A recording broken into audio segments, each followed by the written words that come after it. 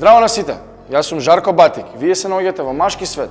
Ова е делот во кој разговараме за подобро здравје. За таа цел денес ќе збориме за тоа што е кросфит. Во последно време на прашањето што вежбаш, најчесто одговор е кросфит.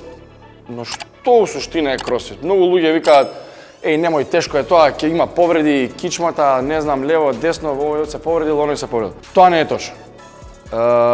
Дали во суштина знаете што е кросфит? Тука сум денес јас да ви објаснам што во суштина е тоа. По дефиниција, кросфит е константна варијација на функционални движења извршени под висок интензитет. Сигурно сте сега во прашалници и кажете што збори са овој, нека дефиниција ми кажа. Ајде уште еднаш. Константна варијација на функционални движења извршени под висок интензитет. Оваа реченица ќе ја разложиме на 3 дела. Константна варијација. Што е константна варијација? Тоа значи дека движењата во кросфит константно варираат и една вежба и речиси никогаш да не се повторува. Кросфитот е составен од олимписко дигање на тегови, снеч и клин енд џерк. Се си кажете, леле, сум ги гледал ја овие на Евроспорт по 300 кила дигаат над глава, нема шанси ова да го правам. Не. Ги користиме тие движења за да собереме снага, кондиција, координација да подобриме, и тоа не го правиме ние со, не знам, со милион кила тука. Се почнува од пластика од 100 грама. Буквално тоа изгледа како шипка, се почнува од нула и ги учиме движењата како да ги земеме перфектно со најмал ризик што постои. Од тука одиме на гимнастика. Пак с истото мислење. Леле, како бла, сум гледал олимпијади, ово, она, не е баш така. Ги издвојуваме некои гимнастички движења, како склек, згиб, малку покомплексни muscle ups, одење на раци и така натаму. Тие покомплексните не мора да ги правиме, не се толку задолжителни. Тоа е тема, друга тема за друг ден. Не интересираат овие склек, згиб, што може да се изведуваат. Може би свикате да не можам ниједен склек да направам како ќе вежбам кросфит. Кросфитот во за се си има регресија, значи ако не можеме да направиме склек, ќе направиме склек од колена. Ако не може да направиме склек од колена, ќе направиме склек на клупа и така натаму, се додека нивото на вашата физичка подготвеност не го погоди. Трет тип на вежби се калистетични вежби, тоа се вежби со сопствена килажа. Значи, чучнете со сопствена килажа, како што ги кажам претходните, склек, скок на кутија. Имаме брпи, тоа ви е најноставната вежба, да легнеш, да станеш, чучање, да седнеш, да станеш. Значи, основни движења што ни се неопходни во секојдневието. И вежби со трчање. Кратки, долги патеки, спринтови, значи се што инволвира трчање, се може да се вметне во кросфит. Вториот дел е функционални движења. Што се функционални движења? Тоа се движења извршени со 2 или повеќе зглоба. Значи, ова движење, bicep curls, да ги пумпа бицепсите, не е функционално. Не знам каде ова ќе го употребите во секојдневниот живот. Не знам, може знаете, ваша работа, јас не сум сретнал со таква работа. Овие движења се движења кои се реплицираат во реалниот живот и кои помагаат, како што кажав претходно, да седнеш, да станеш, да легнеш, да станеш. Ви се расипува лифтот. Мора да се качи до 5 спрат пешки. Несватливо ми е како некои луѓе бегаат од таа работа и се тотално неспремни да не можат 5 спрата да се искачат. Едноставно, како ја сам, не може тоа да се случи, несватливо.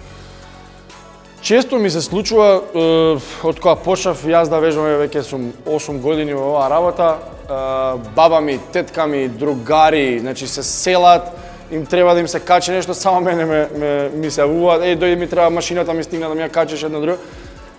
Зошто сите да не може тоа да го направите? Значи, тоа е целта на кросфит, да ствари да ви ги олесни работите надвор од салата.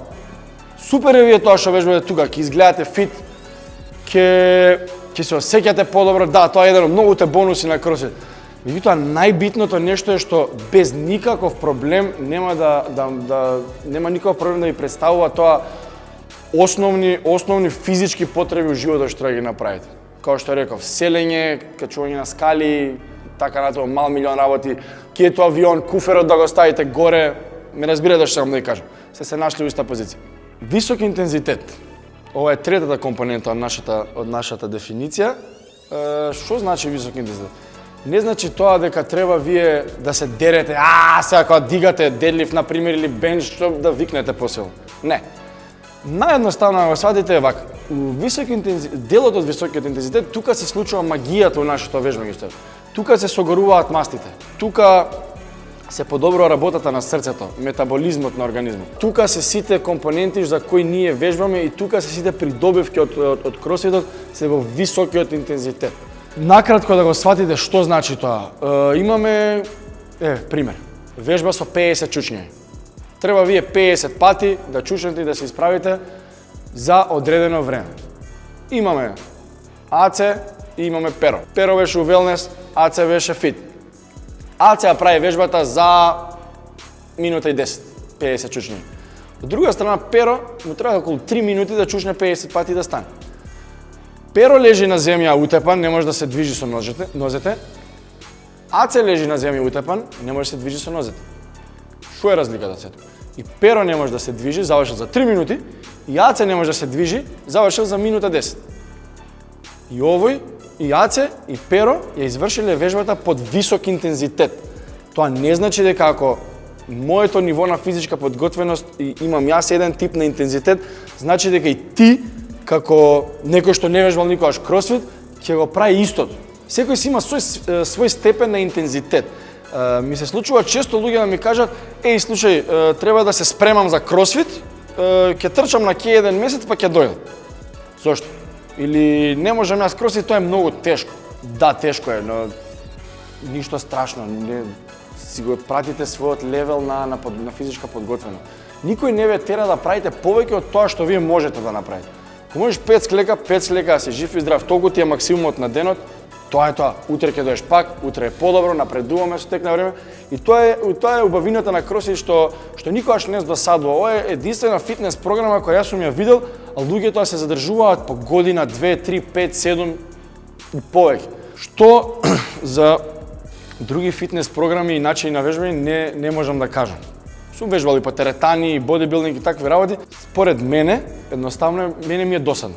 2 до 2,5 часа трошам на вежбање, не си одам ни дома ни испотен, ни ништо.